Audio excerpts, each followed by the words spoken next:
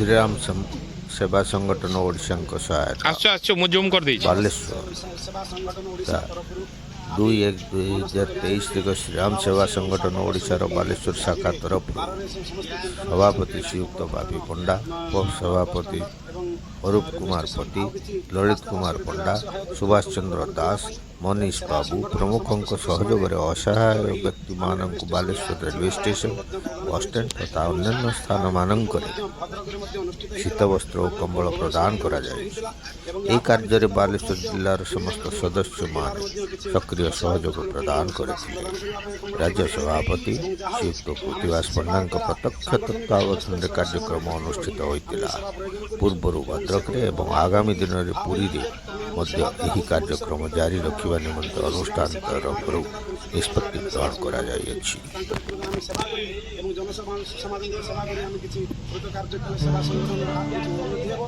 समस्त सदस्य विशेष नवेदन समस्ते हाथ बढ़ातु समस्त उपस्थित रही केमी कार्यक्रम को आगे ना आमर संगठन समस्त नवेदन आसतु आज कार्यक्रम श्याम रामचंद्र भगवान की जय।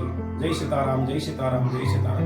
आज आम श्रीराम सेवा संगठन ओडिशा तरफ आम निर्दिष्ट अनुसार आम स्थिरीकरण करें बालेश्वर जिलार सभापति हिसाब से मुझे आम समस्ते मतामत नहीं आम अनुष्ठित कंबल प्रदान करवा जो शीत दागु रक्षा करने जनसाधारण माने बाहर भाव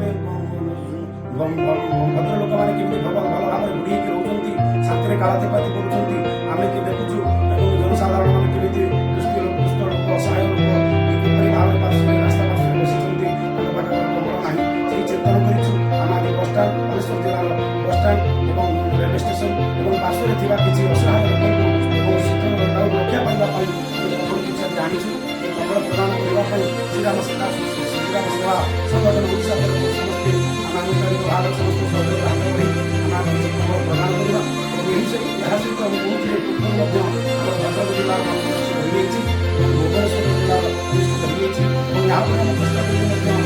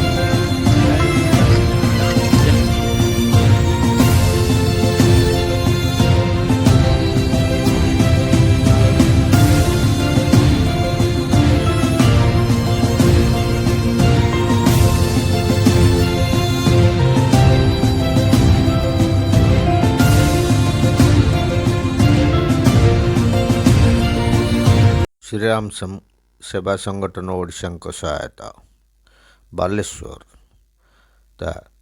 2/1/2023 ଶ୍ରୀରାମ ସେବା ସଂଗଠନ ଓଡ଼ିଶାର ବାଲେଶ୍ୱର ଶାଖା ତରଫରୁ ସଭାପତି ଶ୍ରୀଯୁକ୍ତ ବାପି ପଣ୍ଡା, ଉପସଭାପତି ଅରୁପ କୁମାର ପତି, ଲଳିତ କୁମାର ପଣ୍ଡା, ସୁଭାଷ ଚନ୍ଦ୍ର ଦାସ, ମନୀଷ ବାବୁ ପ୍ରମୁଖଙ୍କ ସହଯୋଗରେ ଅସହାୟ ବ୍ୟକ୍ତିମାନଙ୍କୁ ବାଲେଶ୍ୱର ରେଲୱେ ଷ୍ଟେସନ, ବସ୍ଷ୍ଟାଣ୍ଡ ତଥା ଅନ୍ୟାନ୍ୟ ସ୍ଥାନମାନଙ୍କରେ ଶୀତବସ୍ତ୍ର ଓ କମ୍ବଳ ପ୍ରଦାନ କରାଯାଇଛି। ଏହି କାର୍ଯ୍ୟରେ ବାଲେଶ୍ୱର ଜିଲ୍ଲାର ସମସ୍ତ ସଦସ୍ୟମାନେ ସକ୍ରିୟ ସହଯୋଗ ପ୍ରଦାନ କରିଥିଲେ। ରାଜ୍ୟ ସଭାପତି ଶ୍ରୀଯୁକ୍ତ କୃତିବାସ ପଣ୍ଡାଙ୍କ ପ୍ରତ୍ୟକ୍ଷ ତତ୍ତ୍ୱାବଧାନରେ କାର୍ଯ୍ୟକ୍ରମ ଅନୁଷ୍ଠିତ ହୋଇଥିଲା। ପୂର୍ବରୁ ଭଦ୍ରକରେ ଏବଂ ଆଗାମୀ ଦିନରେ ପୁରୀରେ ମଧ୍ୟ ଏହି କାର୍ଯ୍ୟକ୍ରମ ଜାରି ରଖିବା ନିମନ୍ତେ ଅନୁଷ୍ଠାନ ତରଫରୁ ନିଷ୍ପତ୍ତି ଗ୍ରହଣ କରାଯାଇଅଛି।